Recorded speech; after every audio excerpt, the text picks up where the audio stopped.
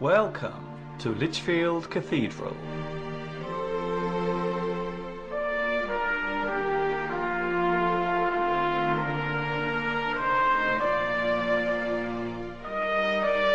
Lichfield Cathedral stands high and proud above the Staffordshire city whose name it bears.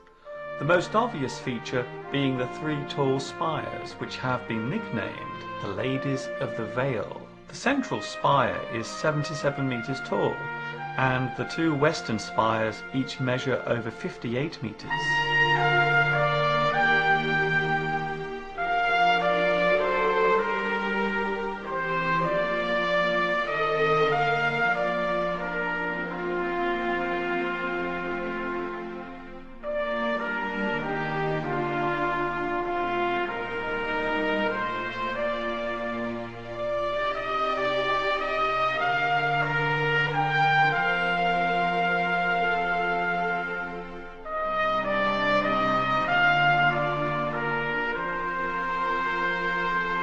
The public entrance is via the west doorway, and admission is usually free. But of course, you are more than welcome to make a generous donation as you walk in.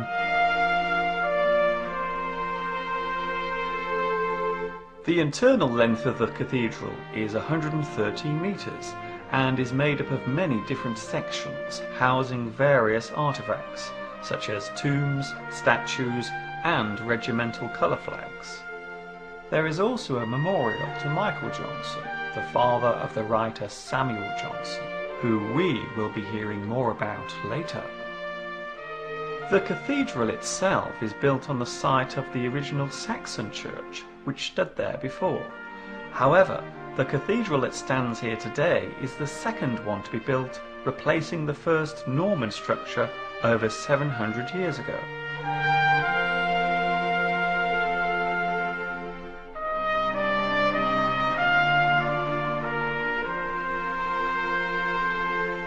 During those years, the cathedral has undergone many transformations, not least of all its virtual destruction during the English Civil War.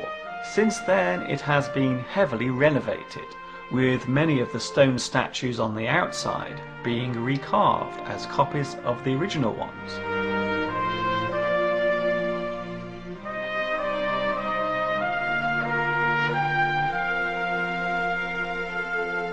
The building is steeped in history. The stained glass windows literally reflect ages past, stories of heroism and legends of valour from days long since gone.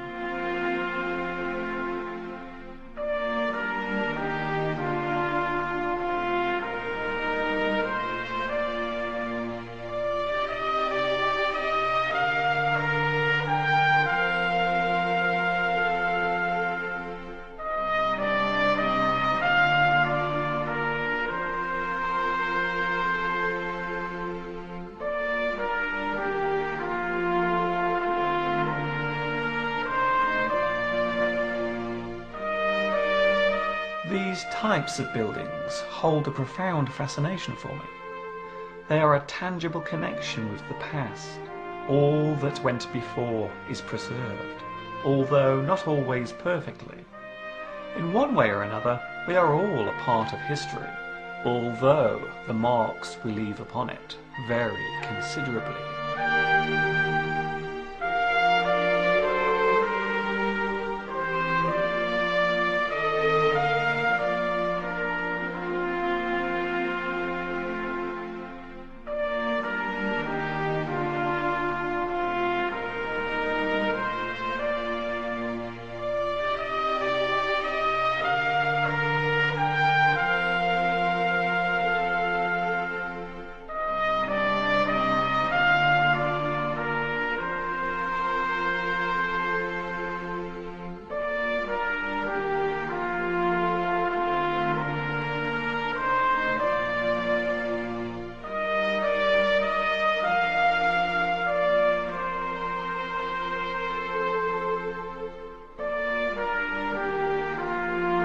These days, the cathedral serves many purposes.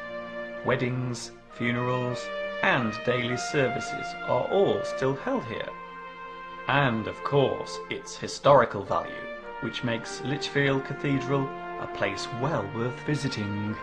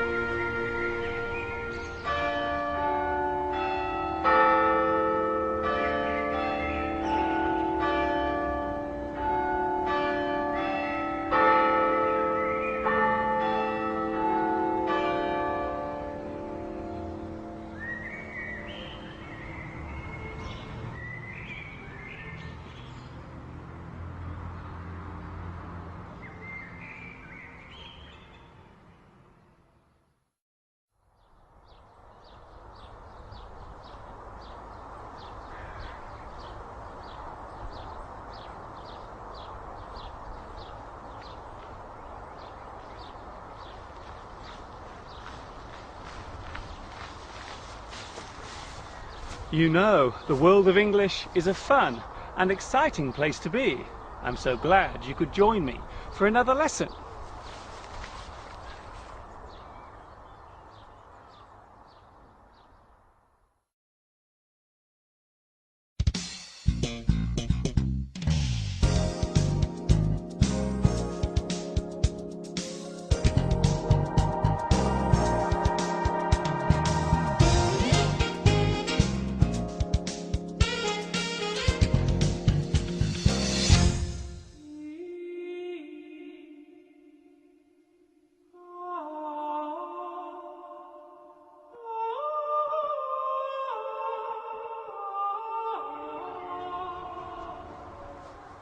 Hi everybody, this is Mr. Duncan in England. How are you today? Are you okay? I hope so. Are you happy? I hope so. In today's special lesson, I'm in a city which is famous for its magnificent cathedral and for being the birthplace of a man whose hard work and dedication helped us all to understand and learn about the way in which the English language should be used by creating the earliest definitive version of the English dictionary. It also happens to be his 300th birthday this year. The city is Lichfield. The man in question is Samuel Johnson.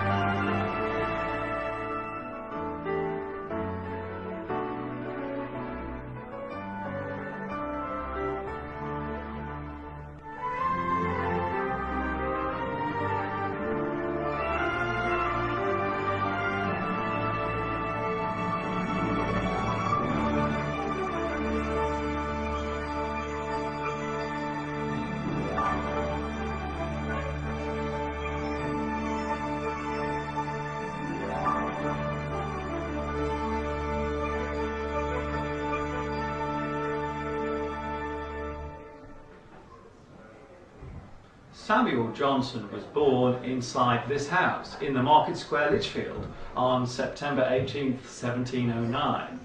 His father's name was Michael, who was a bookseller. His mother's name was Sarah.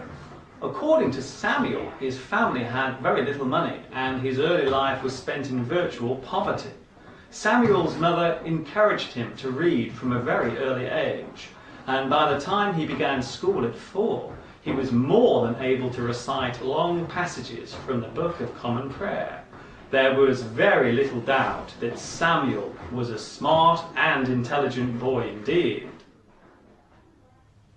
Samuel Johnson's childhood was blighted by ill health.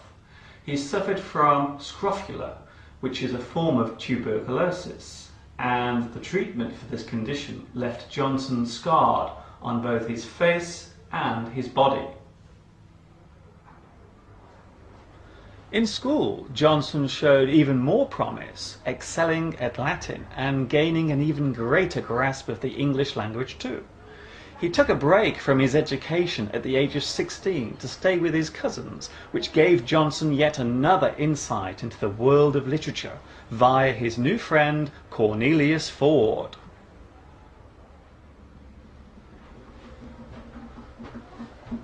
Hi there.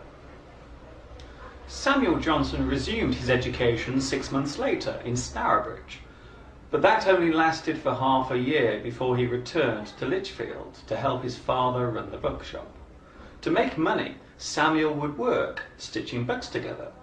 Of course, this period would have given Johnson the perfect opportunity to continue reading literature, thus allowing him to acquire yet more knowledge.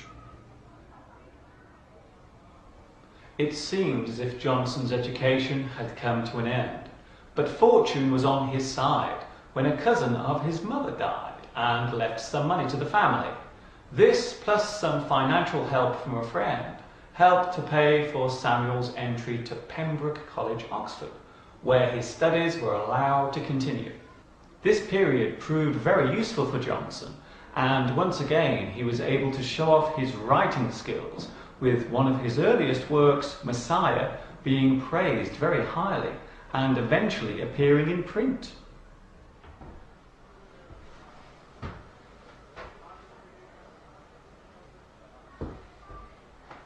Just over a year after beginning his university life, Johnson was forced to leave due to a lack of funds to pay for his studies. He left with no degree. However, by this time he was very well versed in Greek, French, and of course, English.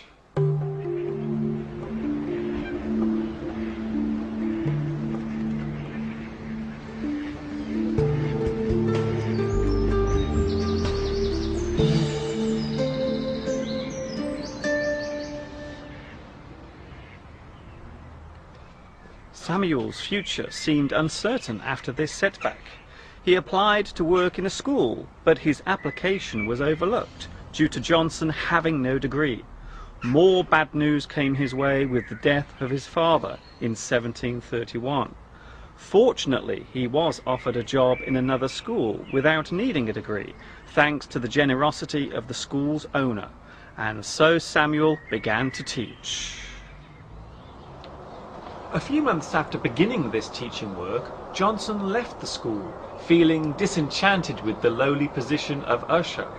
However, this did not put Samuel off pursuing a career in the teaching profession, and he persevered with his search. After another failed attempt at finding teaching work, Samuel joined forces with some friends in Birmingham, where he set himself to work translating and adapting works of literature into English, which saw Johnson's name once again appearing in print. Samuel Johnson had many friends, and this need for friendship became a strong theme throughout his life. One of Johnson's friends, Harry Porter, became seriously ill and eventually died, leaving a wife and 3 children. Samuel began to court the widow, whose name was Elizabeth, and eventually she became Johnson's wife, which caused some disapproval and outrage due to the wide age gap between her and him. She was 46 and he was 25.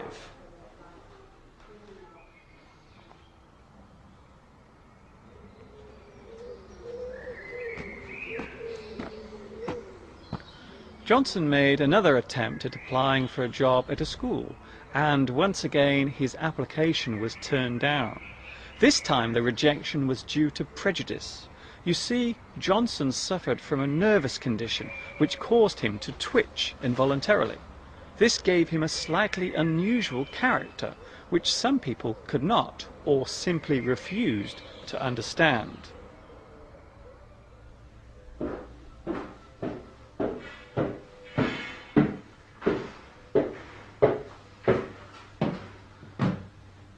Encouraged by one of his friends, Johnson set up his own private school just outside Lichfield.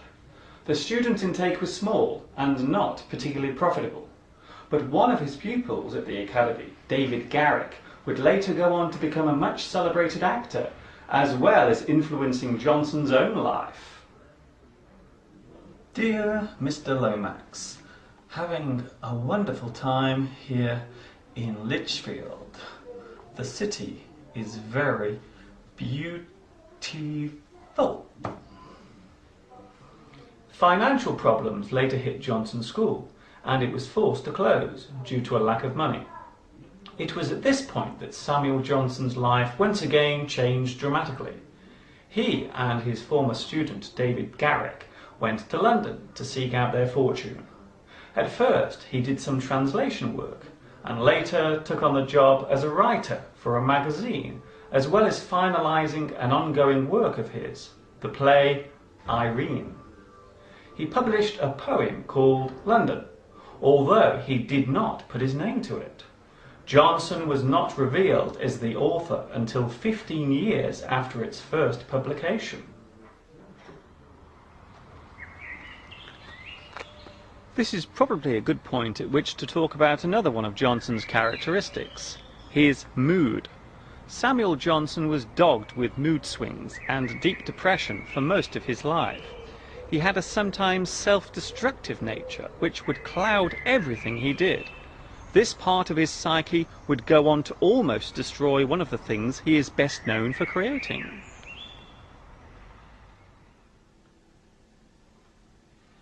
The one thing that held Johnson back at this time was a lack of any formal degree. He even tried to gain one through some of his influential friends, but to no avail. Johnson continued with his writing and eventually wrote a biography of his friend, the poet Richard Savage, which won Johnson a great deal of praise and recognition.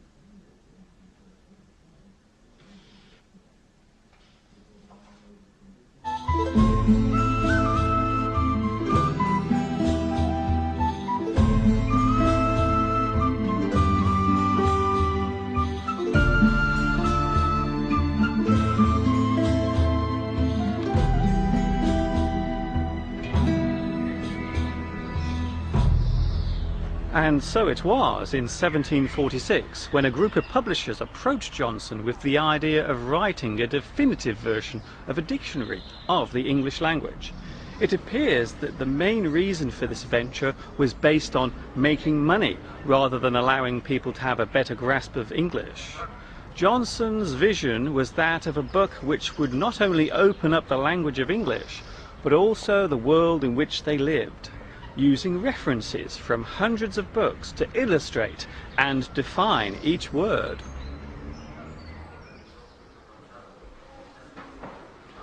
It is worth noting that France had already published a dictionary of Standard French, and there was also one for Italian. The idea for a definitive English dictionary seemed too good to pass.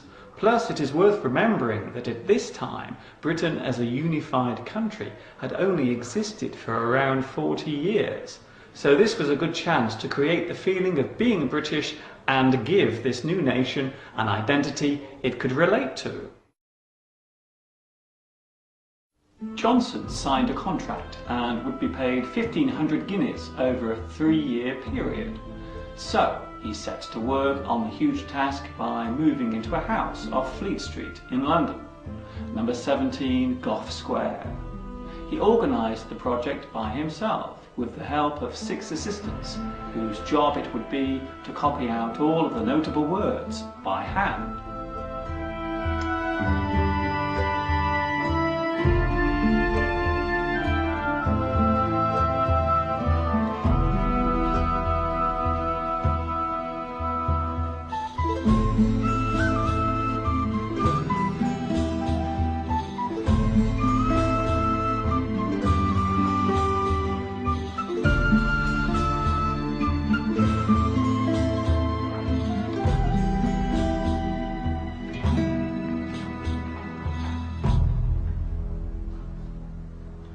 Despite all of the assistance, the creating process of Johnson's dictionary was a slow and laborious one. Money was the main problem, or more to the point, a lack of it. The task of compiling and finally getting the dictionary into print took 9 years. This includes a 3-year gap during one of Johnson's depressions, when it seemed as if the whole project was doomed. However, it was completed, and in April 1755, the first copies of the dictionary went on sale for the princely sum of £4.10, which was a large amount of money at that time. In front of me here, I have one of the original copies of Johnson's dictionary, and the feeling of touching it is rather like meeting a famous film star for the first time. A feeling of excitement and anxiety overwhelms me. It's quite amazing. But here it is, one of Johnson's original dictionaries.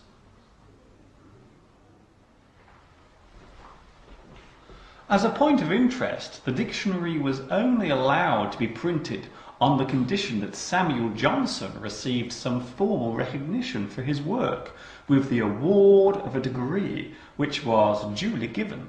So Samuel Johnson became Dr. Johnson. Samuel Johnson's Dictionary of the English Language changed the way in which all subsequent lexicons were composed. The use of similes and quotations are nowadays commonplace in all dictionaries. For anyone learning a new language, a dictionary gives the most instructive insight into the way in which that particular language is used. It has the ability to inform, enlighten, and educate.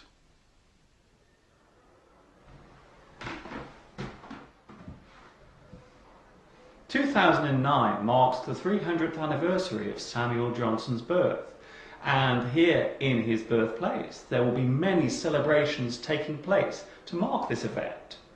There can be little doubt about the impact that Johnson's dictionary had on not only 18th century Britain, but with all of the various English dictionaries that have been published since.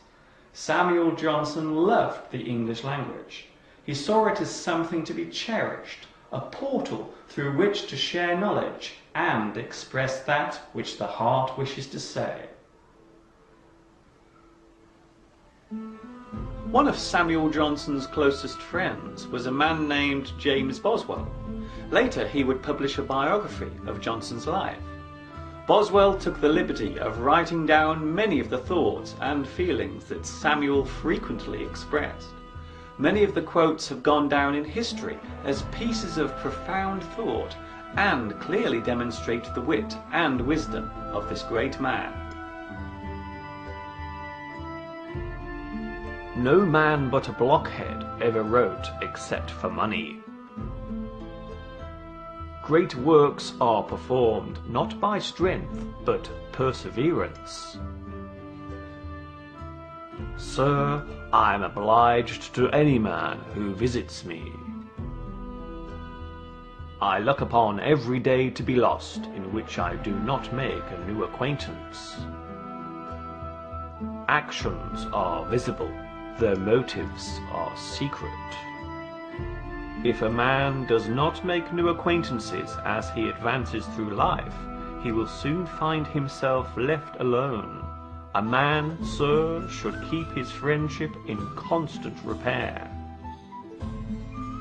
Every man is to take existence on the terms on which it is given.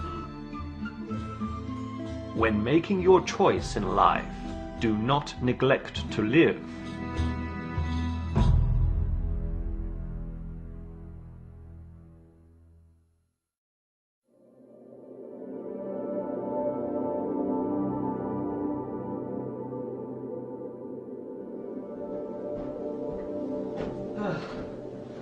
Oh dear. Oh dear. Am I there yet?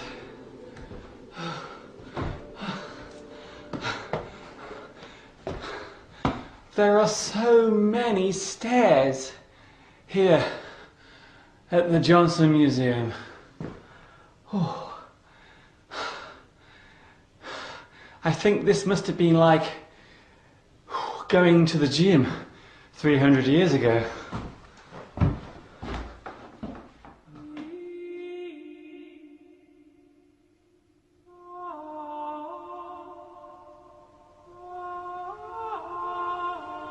It would be very hard to describe Johnson in just a few words. He was a poet, a playwright, a wordsmith, a raconteur. He had an amazing memory for quotations and was a master at creating his own. His final years were not happy. His wife had died and many of his close friends had also passed away. Depression and a fear of loneliness overshadowed his final days. Samuel Johnson died on December 13, 1784. His body was buried at Westminster Abbey in London. Statues of him were later erected in both London and here at the place in which he was born almost 300 years ago, the cathedral city of Lichfield.